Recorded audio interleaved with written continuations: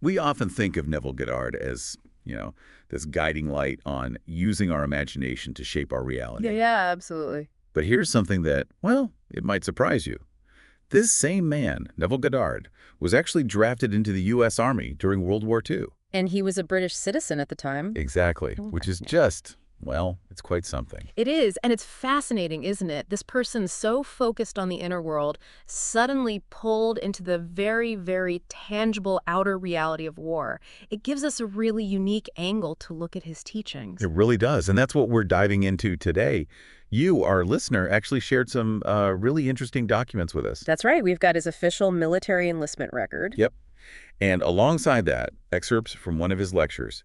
It's called Rearrange the Mind, where he talks quite directly about this period. So our mission today is, well, first, let's get the facts straight from the record, what actually happened with his enlistment. And then explore his own perspective on it, his unique take, which is, frankly, quite remarkable. It is. This isn't just, ticking boxes on a historical document. No, not at all. It's more like seeing his philosophy tested, maybe. How did someone so focused on inner reality navigate something so unavoidably external as being drafted into a world war? Great question. Okay, so let's start with that official record. The document you shared, Neville Goddard's military records. Okay. It lists his name, Neville L. Goddard. Army serial number 32626-732. Right, standard military stuff. Enlisted in New York City. Date, November 12, 1942. Okay, so late 42. And the record confirms his residence was New York City at the time, New York County specifically. Yes. And here's where it starts getting really interesting, as you said. Nativity, place of birth. Listed as Bahamas or other British West Indies. British West Indies. And under race and citizenship. White, not yet a U.S. citizen. That's the kicker, isn't it? Not yet a citizen. Or 1905, so he was, 37 at the time, education level, 3 years of high school. And his civilian job? Listed as authors, editors, and reporters. Makes sense. Fits perfectly. Marital status. Separated, without dependents. Enlisted as a private PDT. Okay. Basic entry level. Branch listed as Branch of Material Warrant Officers, USA. Yeah. And the term of enlistment. Duration of the war, plus 6 months. Standard for wartime draftees. And component. Selectees, enlisted men. Yes. Source, civilian life. So clearly drafted. Yeah, a selectee. All points to him being drafted. But that citizenship detail, a British subject drafted into the U.S. Army. It really stands out. It does. It makes you wonder about the rules back then, maybe wartime expediency. It certainly highlights the unusual circumstances he found himself in. Absolutely. It feels like, maybe a small detail in the grand scheme of the war. But for understanding his personal experience, it's huge. It really sets the stage. And that personal experience is what he talks about in that Rearrange the Mind lecture. Yeah. He kicks it off by saying, quite plainly, that he didn't want any part of it. Which is refreshingly honest, isn't it? Totally. He doesn't try to sugarcoat it. He acknowledges that conflict, between what society might expect being a good citizen, doing the reasonable thing, and how he actually felt. Right. He cuts through it. Yeah. But he also makes it clear he didn't, fight the draft actively. He says, I did not oppose it. They drafted me. He accepted it. He calls it the decision of Caesar. This external thing happened to him. Yeah.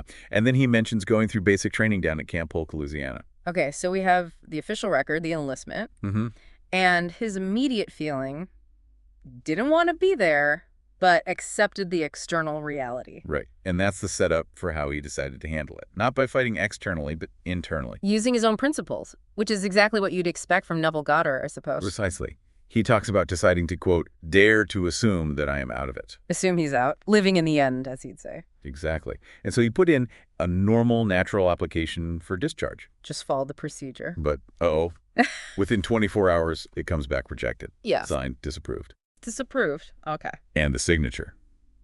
Colonel Theodore Bilbo, Jr. Interestingly, his father was a pretty well-known senator from Mississippi at the time. Wow. So a flat rejection from the colonel. That's a very real external obstacle. Definitely. Seems like the expected outcome, perhaps. Right. But Goddard's reaction, that's the key. He says he didn't say one word to him, to the colonel. I didn't oppose it. Nothing. No argument. His focus just shifts immediately inward, which, for anyone familiar with his work, that's pure Goddard. Outer circumstances reflect inner states. Change starts inside. It's fascinating. Now, his captain apparently was more sympathetic. Oh, Yeah, Goddard says the captain told him, "For your sake, Goddard, I'm very, very sorry. I know exactly how you feel." Mentioned Goddard's son was in Guadalcanal, that Goddard himself was nearly 38. Acknowledging the personal situation. Right. The captain even apparently said, "I would like to go through this war with a man just like you at the side," but he couldn't override the colonel's decision. So sympathy, but no practical help from the captain. Correct. And again, Goddard's internal response. I didn't pose it. Yeah. Just acceptance of the external and focus on the internal. That consistency is striking. No resistance to what's happening out there. All the energy goes into, as he puts it, rearranging the structure of my mind. Yeah, let's unpack that phrase a bit. Rearranging the structure of my mind. For Goddard, that's everything. It's his core idea. Our habitual thoughts, our feelings, our assumptions, they literally build the reality we experience. So if you want to change your reality, you don't fight the outside world. You change your inner state, your mental structure. And this is where his account gets really detailed, really vivid. He describes deliberately, consciously imagining himself back home. Where? In his apartment in New York City, on Washington Square. He specifies the details. Like what? 7th floor. 2 bedrooms, living room, dining room, kitchen, foyer. He's seeing it. Immersing himself. Totally. Feeling himself sleeping in his own bed. His wife and daughter are there with him in his imagination. He pictures looking out the window, seeing the Holly apartments across the way, seeing Washington Square itself, 6th Avenue, which he notes was becoming Avenue of the Americas then, but he still thought of it as 6th. Those specific personal details make the imagined reality feel solid. Absolutely. He even talks about feeling things with his imaginary hands, touching the furniture, the objects in his apartment. This wasn't just daydreaming. For Goddard, this was constructing a reality. And the contrast, while he's doing this, feeling himself in his New York apartment. He's physically lying on an army cot in a barracks in Louisiana with 25 other guys sleeping around him. That juxtaposition is powerful. He's choosing deliberately to inhabit an inner world completely at odds with his external situation. And then comes this pivotal moment. He describes it happening at 4 o'clock in the morning. Okay. He sees, in his mind's eye, a sheet of paper and a hand from here down with a pen in its hand. Vision. Seems like it. And this pen, it scratches out the word disapproved on the paper. And then he hears or feels the words, "It done." It is done. Finished. Yes. And he emphasizes his role was passive in that moment. He says, "I have done. Do nothing." The doing was the imagining, the rearranging of his mind. The vision was the confirmation. That aligns perfectly with his teaching, doesn't it? The imaginal act is the creative act. Yeah. Once it's truly felt as real within, the external world has to conform. The how isn't his concern. Exactly. He says he woke up just filled with this certainty, this glow, that the whole thing was done. He felt it was already a fact. Completely. Yeah. And he just lived in that assumption, acted as if he was already discharged for 9 days. Didn't push, didn't check, just knew. Lived in the feeling of the wish fulfilled. And then 9 days later, he gets called in by the same Colonel Bilbo who had disapproved his first application. Okay, here we go. The colonel apparently asks him to close the door, sit down, starts giving him, as Goddard puts it, all the reasons in the world why I should still be in the Army. Kind of testing him, maybe? Or Just processing the shift? who knows? But after laying out all those reasons, the colonel just tells him to go get another application, have the captain sign it, and bring it back. Just like that. After arguing against it. Just like that. Yeah.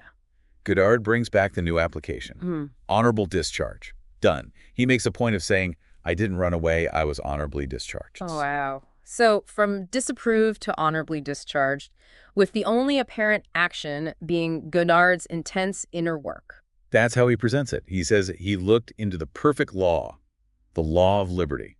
That's his term for the power of imagination, and he persevered in it. The law of liberty. The idea that your imagination is free, it's not bound by external facts, and using it consciously frees you. Right.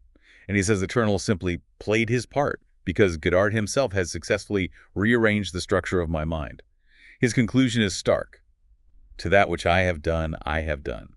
It was finished internally first. It's a powerful demonstration, at least in his telling, of his core philosophy in action. He also adds a little detail that he became a U.S. citizen after completing the 13 weeks of basic training.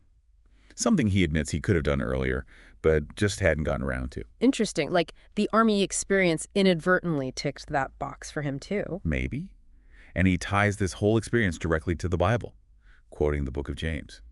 Be doers of the word and not hearers only. Putting belief into practice. Exactly. He says his vivid imagining was the doing. It wasn't just listening to or thinking about principles, it was actively applying them through focused imagination. Makes sense within his framework. And then there's that anecdote about his friend, the Freudian psychiatrist. Oh yeah, tell us about that. Well, this friend was apparently also British, also drafted into the U.S. Army around the same time. Wanted out just as much as Goddard did. Okay, similar situation. But according to Goddard, this friend just couldn't wrap his head around Neville's methods. He apparently went to Goddard's lectures and said something like, Neville, I love to come. It's interesting, it's fairy tale stuff. Fairy tales, wow. Yeah, like, you turn my daily bread into the substance carpet, and I hold onto the sides of the chair to keep my sense of the reality and the profundity of things. So basically he found it entertaining but utterly unbelievable as a practical method. Precisely. And the result, Goddard says the friend served for the entire duration of the war, stuck where he didn't want to be. While Goddard was out in a matter of weeks after applying his method.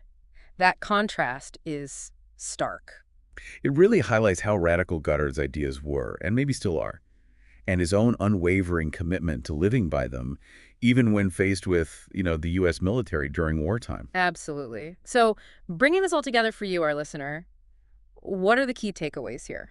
Well, first we have the factual basis from the military records. They confirm the enlistment, the dates, the citizenship issue. It grounds the story. Right, the external facts are there. But then you have Goddard's personal account from Rearrange the Mind, which offers this incredible first-hand look at how he applied his own teachings to that very situation. It's a compelling example, isn't it? Seeing his principles not just talked about, but supposedly put into action with a very specific desired outcome. And achieving that outcome, leading to his honorable discharge, it really showcases that tension between external pressures, the draft, the war, the colonel's initial decision, and what he believed to be the power of his internal state, his imagination. Yeah, this deep dive into a maybe lesser-known part of his life. Yeah. It just throws that core message into such sharp relief. It really makes you think. It does, and maybe that's the final thought for you to consider. If Goddard's experience holds any truth, if our inner world, our assumptions, our focused feelings can genuinely influence external reality to that degree, then what circumstances in your own life, things that feel really solid and unchangeable right now, might actually be more malleable than you think? That's a powerful question. What structure of your mind, as Goddard put it, might be worth taking a look at, maybe even rearranging?